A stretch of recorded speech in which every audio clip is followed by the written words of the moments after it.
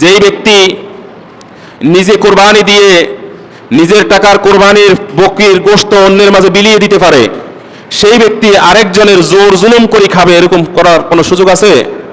মানুষকে আপনি প্রতিদিন তার খাবারের ব্যবস্থা করে দেন, একদিন আপনার শূন্যতা সৃষ্টি হতে পারে তার জীবনে, আবার তারও শূন্যতা সৃষ্টি হতে পারে আপনার জীবনে। ইসলাম একজন মানুষকে সমমানুষে পরিণত করে, কারো কাছে কারো প্রাধান্য নেই, ধনীর উপরে গরিবের নাই, সাদার উপরে কালোর নাই।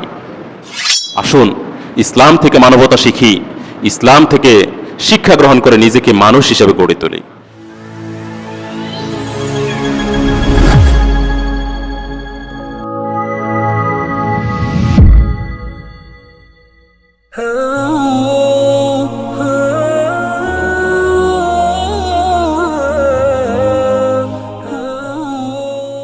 আপনাদের সম্মুখে মহাগ্রন্থ আল কোরআন থেকে একটি আয়াত তিলাওয়াত করেছি।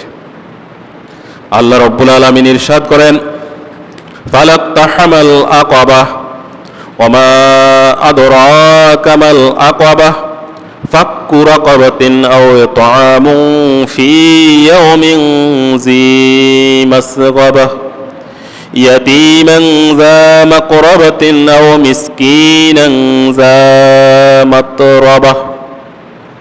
আল্লাহ রাব্বুল আলামিন সূরা বালাদের মধ্যে এই আয়াতের অবতারণা করেছেন। সূরা বালাদের মধ্যে আল্লাহ রাব্বুল আলামিন মানুষদেরকে সৃষ্টির ক্ষেত্রে বলেছেন, লাকাদ খালাকনাল ইনসানা ফি কাবাদ, আমি মানুষদেরকে কষ্টের মধ্যে সৃষ্টি করেছি। এই আয়াতের পরবর্তী আয়াতগুলোতে মানুষের কিছু মানবিক চাহিদার ব্যাপারে বলা হয়েছে। তারা ধনে ধান্যে প্রাচুর্যে যখন ভরপুর হয়ে ওঠে, তখন তারা অর্থ সম্পদ বেপথে আফতে কুফতে খরচ করতে শুরু করে, নিজেদের খরচের জায়গাগুলোকে এত বেশি বেসামাল করে ফেলে, তখন তারা আল্লাহকেও চ্যালেঞ্জ ছুড়ে দেয়, আল্লাহ প্রেমী বান্দাদেরকেও চ্যালেঞ্জ ছুড়ে দেয়, দেখো আমার কোনো ধন সম্পদের অভাব নাই, আমি কিভাবে ধন সম্পদ খরচ করছি, আমি নিজের এবং নিজের পারিপার্শ্বিক পরিবেশকে কতটা জাঁকজমকপূর্ণভাবে গঠন করতে পেরেছি। এই অবস্থায় আল্লাহ রাব্বুল আলামিন তাদেরকে উদ্দেশ্য করে বলেন, ফালাক্তাহামাল আকাবাহ, তোমরা দুর্গম গিরিপথ অতিক্রম করো, তোমরা সহজ পথে হেঁটো না। ওমা আদরাকা মাল আকাবাহ, আর আল্লাহ রাসূলকে উদ্দেশ্য করে বলছেন, হে রাসূল আপনি কি জানেন এই দুর্গম গিরিপথ কোনটি? আবার আল্লাহই উত্তর দিচ্ছেন, ফাক্কু রাকাবাহ, সেই দুর্গম গিরিপথ হলো গর্দান মুক্ত করা। একজন মানুষ আরেকজন মানুষের প্রতি সহানুভূতিশীল হবে, একজন মানুষ আরেকজন মানুষকে সাহায্য সহযোগিতা করবে, এটাই হলো মানবিকতা, এটাই হলো মানবতা। আর এই জায়গায় সর্বোচ্চ চূড়া হলো ফাক্কু রাকাবা। একজন মানুষকে আপনি প্রতিদিন তার খাবারের ব্যবস্থা করে দেন, একদিন আপনার শূন্যতা সৃষ্টি হতে পারে তার জীবনে, আবার তারও শূন্যতা সৃষ্টি হতে পারে আপনার জীবনে। তার শূন্যতা হলো সে মারা গেলে আপনি আর তাকে সহযোগিতা করার কোনো সুযোগ পাচ্ছেন না, আর আপনি মারা গেলে আপনার পক্ষ থেকে সে সহযোগিতা পাওয়ার আর সুযোগ পাচ্ছে না। কিন্তু ফাক্কু রাকাবা এটি এমন একটি ইবাদত, এমন একটি আমল, যার দ্বারা আপনি একজন ব্যক্তির পরবর্তী জীবনের সমস্তটুকু কি করতে পারেন? অর্জন করে নিতে পারেন। সুবহানাল্লাহ। এই গর্দান মুক্ত করা হচ্ছে দাস মুক্তি। একজন ব্যক্তি আরেকজন ব্যক্তির দাস হিসেবে সাব্যস্ত হওয়ার পরে মনিব তাকে তার খেয়াল খুশি মতো ইচ্ছা মতো ব্যবহার করে, মনিবের নির্দেশ আদেশ পালন করাটাই তার জীবনের কি হয়ে যায়? একমাত্র কাজ হয়ে যায়। সে এর বাইরে যাওয়ার কোনো সুযোগ তার জীবনে থাকে না। সে যে আল্লাহর সৃষ্টি, তার যে একজন মনিব আছে, সে সেটিও ভুলে যেতে বসে। নিতান্ত নিজের মনিবের ইচ্ছার বাইরে সে কোনো কাজ করার কোনো স্বাধীনতা পায় না।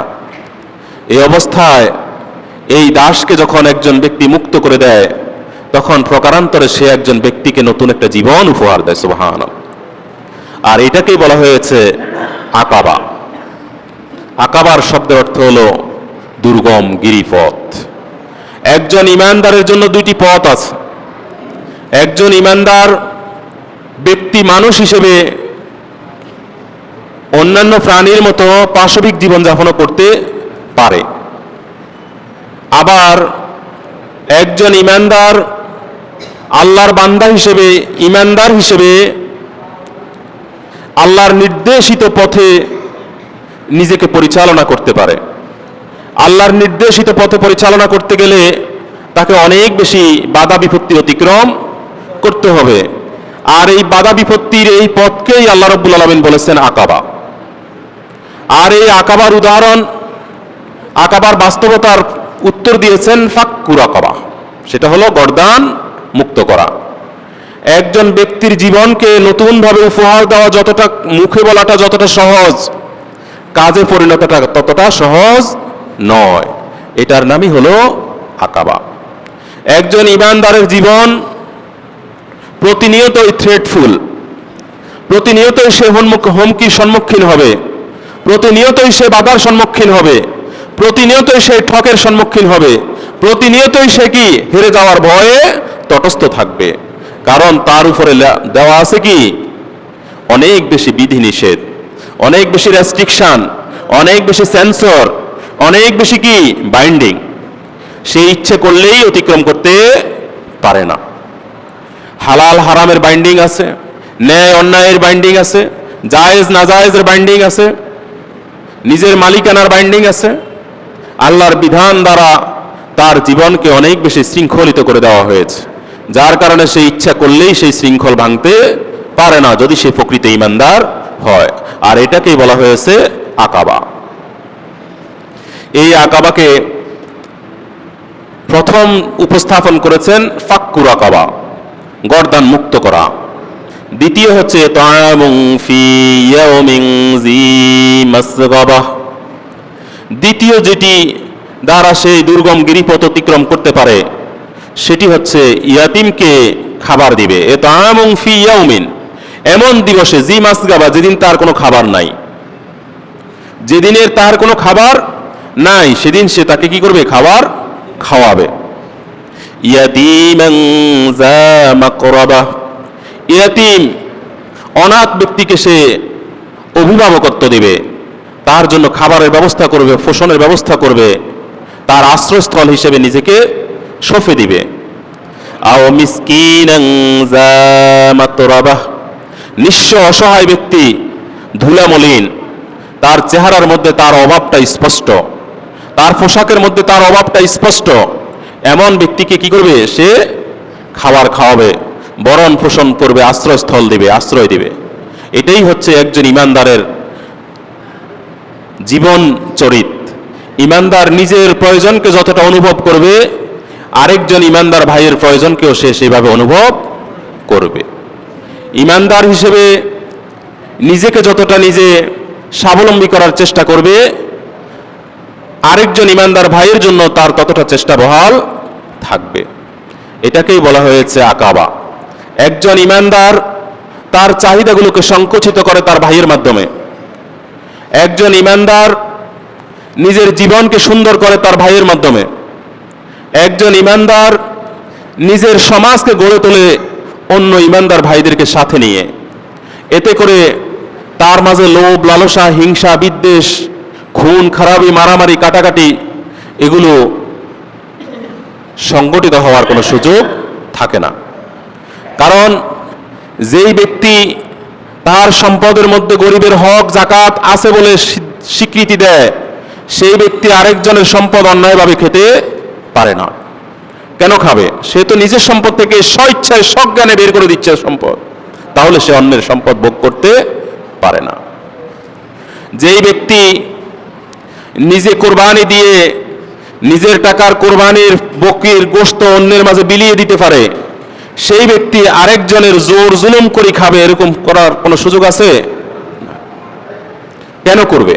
সে তো নিজের স্বেচ্ছায় নিজের সম্পদে অন্যরে দিয়ে দিচ্ছে, আরেকজনের সম্পদ সে অন্যায়ভাবে নিবে কেন? এটাই হলো ইমানদার।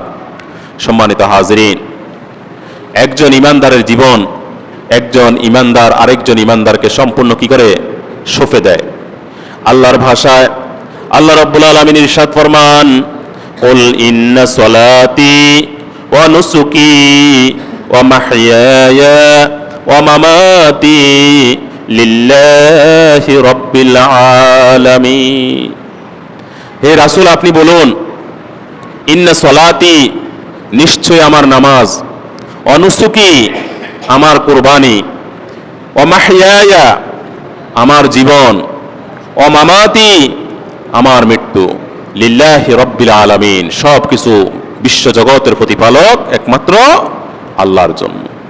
যে ইমানদার নিজের জীবনের মালিকানা আল্লাহকে সঁপে দিতে পারে, সেই ইমানদার আরেকজন ভাইয়ের সম্পদ অন্যায়ভাবে ভোগ করবে, এটি কল্পনাও করা যায় না।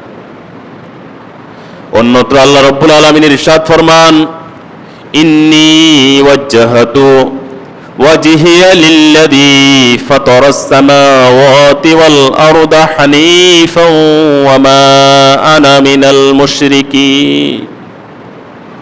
ইন্নী ওয়াজ্জাহাতু, নিশ্চয় আমি মুখ করেছি, আমি লক্ষ্য স্থির করেছি, আমি নিজের গতিবিধি স্থির করে নিয়েছি, ওয়াজহিয়া লিল্লাযী, ওই সত্তার দিকে যিনি ফাতারাস সামাওয়াত, আসমান সৃষ্টি করেছেন, ওয়াল আরদা, এবং জমিন সৃষ্টি করেছেন।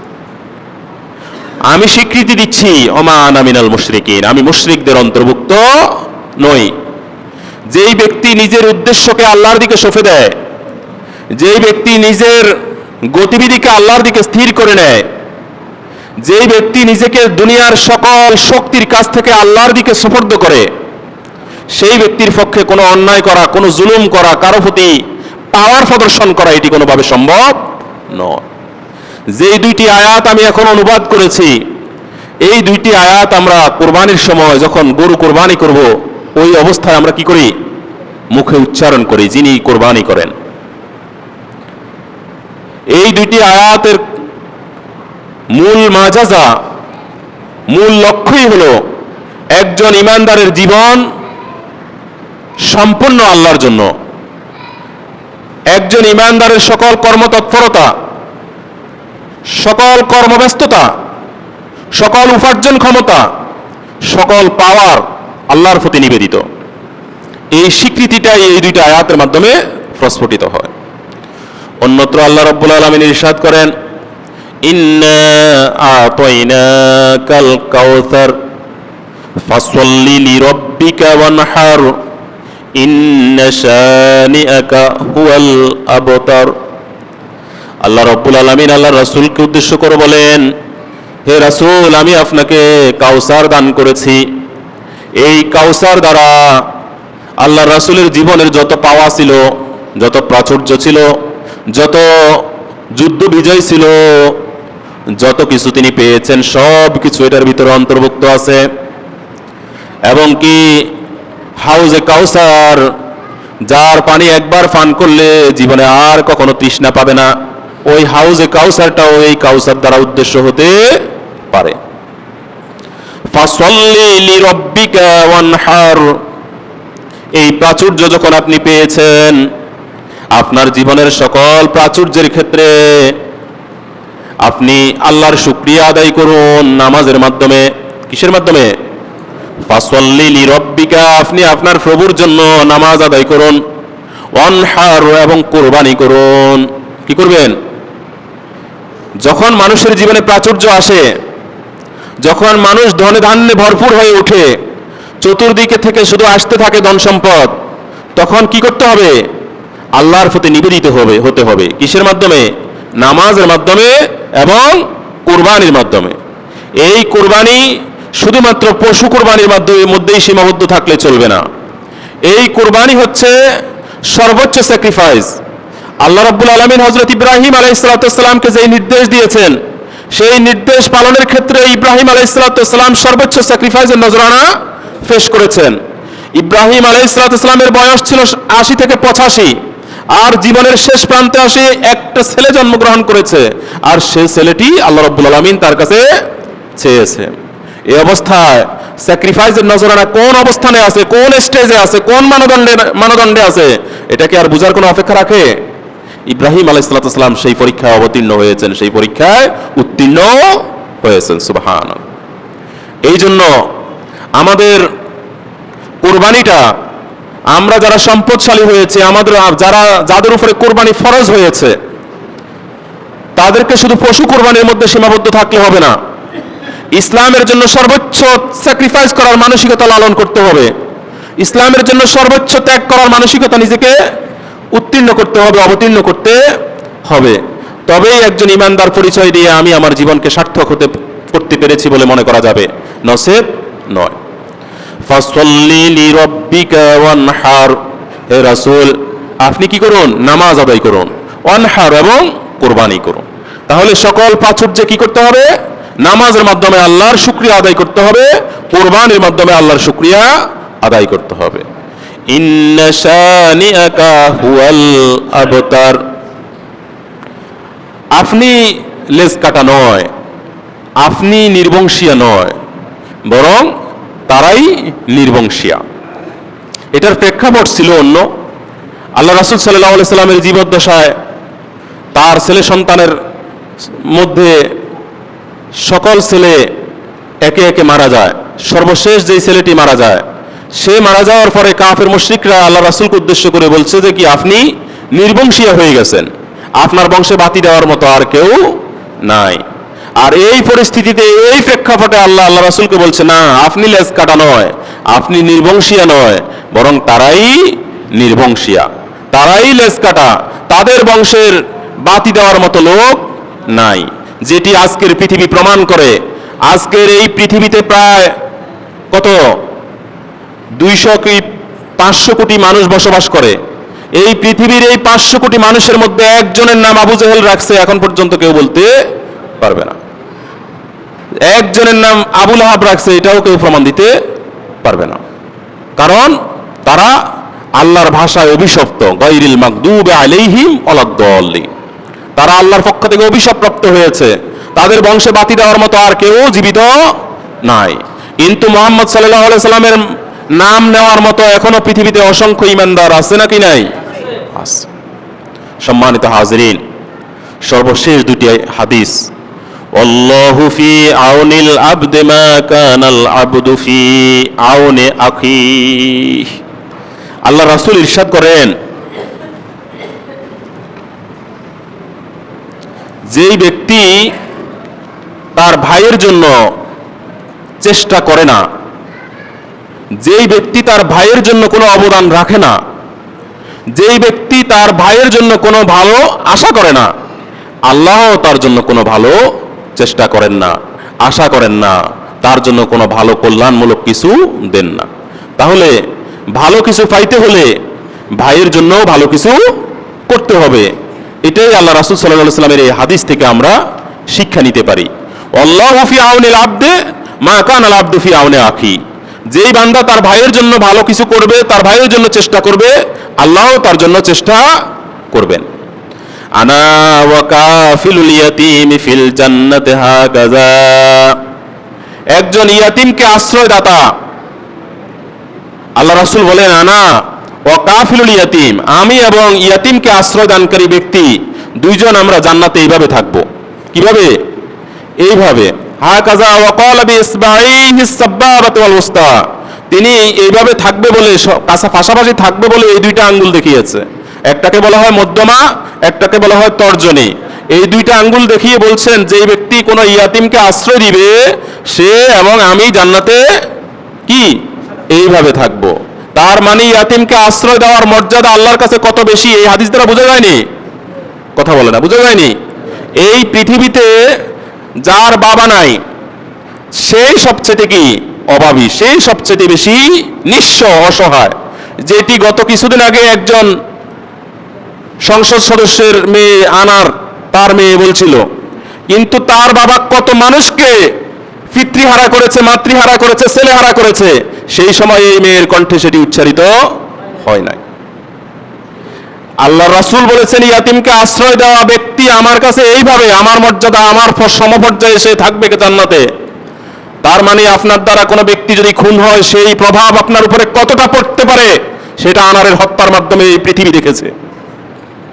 আল্লাহ রাব্বুল আলামিন আমাদেরকে বুঝার তৌফিক দান করুন, বলেন আমিন। সম্মানিত হাজিরিন, মানুষ মানুষের জন্য, জীবন জীবনের জন্য, আমরা একজন আরেকজনের জন্য, এটাই মানবতা, এটাই ইসলাম। এটাই আমাদেরকে শিক্ষা দেয় কোরবানি, এটাই আমাদেরকে শিক্ষা দেয় হজ, এটাই আমাদেরকে শিক্ষা দেয় মসজিদের নামাজ জামাত, এটাই আমাদেরকে শিক্ষা দেয় জুমার দিবস। আমরা আজকে কতজন কত ফ্যামিলি থেকে এসেছি, বসছি কোথায়? ফ্লোরে বসি নাই? এখানে কি উঁচু নিচু দেখা যায়? কার পকেটে কত টাকা আছে দেখা যায়? এটাই ইসলাম। ইসলাম মানবতার ধর্ম। Islam is not a religion, Islam is the complete code of life. ইসলাম একজন মানুষকে পরিপূর্ণতা দেয় জীবনের ক্ষেত্রে। ইসলাম একজন মানুষকে সমমানুষে পরিণত করে। কারো কাছে কারো প্রাধান্য নেই, ধনীর উপরে গরিবের নাই, সাদার উপরে কালোর নাই। সম্মানিত হাজরিন, আসুন ইসলাম থেকে মানবতা শিখি, ইসলাম থেকে শিক্ষা গ্রহণ করে নিজেকে মানুষ হিসেবে গড়ে তুলি। আল্লাহ আমাদেরকে একজন নিবেদিত প্রাণ উপকারী মানুষ হিসেবে সমাজে বসবাস করার তৌফিক দান করুন, বলেন আমিন।